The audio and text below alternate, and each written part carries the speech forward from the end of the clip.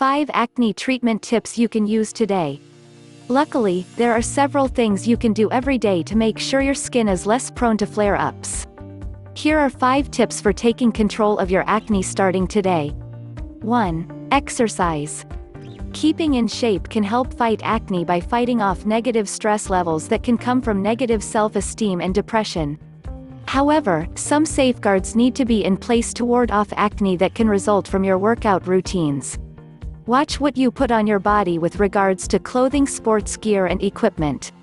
For example, tight lycra and nylon exercise outfits might look great in the movies and on magazine models, but if you are susceptible to acne problems, avoid these synthetic fabrics that tend to trap in body moisture and heat, resulting in a bacteria frenzy. Instead, choose loose clothing made of cotton or natural blends to allow more air to get to your skin. And when you are finished with your workout, get out of clothing wet from perspiration or water sports. Shower and change into dry, clean clothing. And keep your sports gear and equipment clean, too. Dirty headgear, for instance, can irritate forehead areas prone to acne problems. So toss headbands into the washing machine after workout sessions. 2. Cosmetics. To avoid pore clogging and skin irritations that are similar to acne and that can contribute to acne, use products labeled non-comedogenic or oil-free. Shimmering facial colors can contain a flaky mineral called mica that can cause skin irritations and clog pores. Other additives in coloring that can cause similar reactions are coal tar derivatives, carmine and heavy cream in blushes.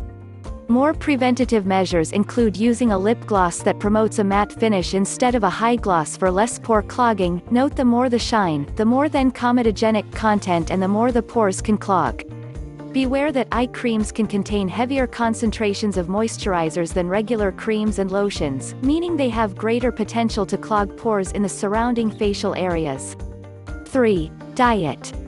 Studies show that diet does not play a role in either the cause or the treatment of acne. However, what is recommended for acne preventative care is this: what is best for your body is best for your skin, especially since your skin is the largest organ of your body. So remember to watch your diet and consume healthy vitamins, minerals and other supplements.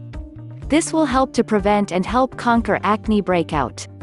4. Hygiene. A healthy skin regimen should include no harsh scrubbing or overwashing, because this can cause possible skin irritation or possible overproduction of oil to replace what has washed off, clogging pores in the process.